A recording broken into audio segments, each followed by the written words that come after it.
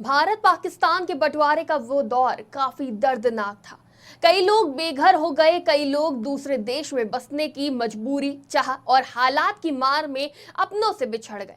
भारत में आज भी कई ऐसे लोग हैं जिनके रिश्तेदार बंटवारे के दौरान पाकिस्तान चले गए, लेकिन कभी आपने ये सोचा है कि उनकी पैतृक संपत्ति का क्या हुआ होगा जो भारत में रह गई। नमस्कार, आज की खबर में आपका स्वागत है। मैं हूं आपके साथ शिखा मेहरोत्रा।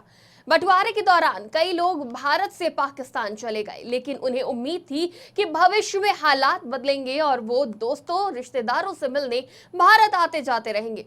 शायद इसी उम्मीद में उन लोगों ने काफी समय तक अपनी संपत्ति को लेकर कोई निर्णय नहीं लिया।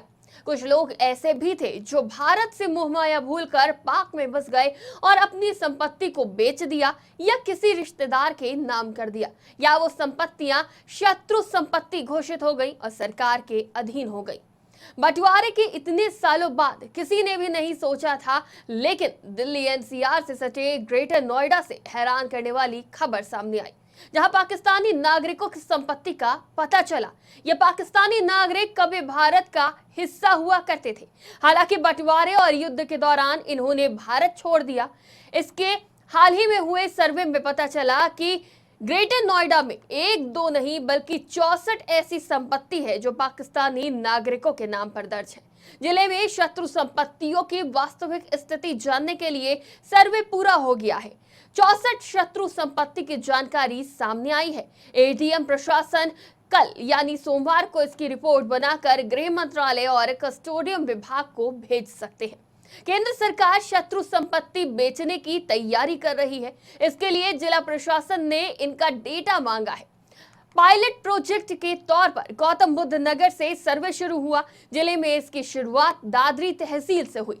बरौला के 8, हाजीपुर के 4 और शाहबेरी के 9 खसरा नंबर में भी शत्रु संपत्ति मिली है। अब आपको बताते हैं कि क्या होती है शत्रु संपत्ति। अधिनियम 1968 संसद में पारित हुए अधिनियम है। इसके तहत शत्रु संपत्ति पर भारत सरकार का अधिकार होगा। अधिनियम के अनुसार जो लोग बंटवारे या 1965 और 1971 की लड़ाई के बाद पाकिस्तान चले गए, साथ ही वहां की नागरिकता ले ली थी, उनकी सारी अचल संपत्ति को शत्रु संपत्ति घोषित कर दिया गया था।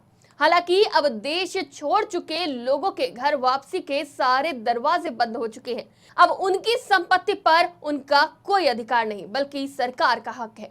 अब सिर्फ उनके पास एक कहानी है कि मेरे पुरखों का घर भारत में हुआ करता था, जो अब शत्रु संपत्ति अधिनियम के अंतर्गत भारत सरकार के पास है। फिलहाल अभी के लिए इतना ही। तमाम जानकारी और खबरों के लिए देखते रहिए आज की खबर।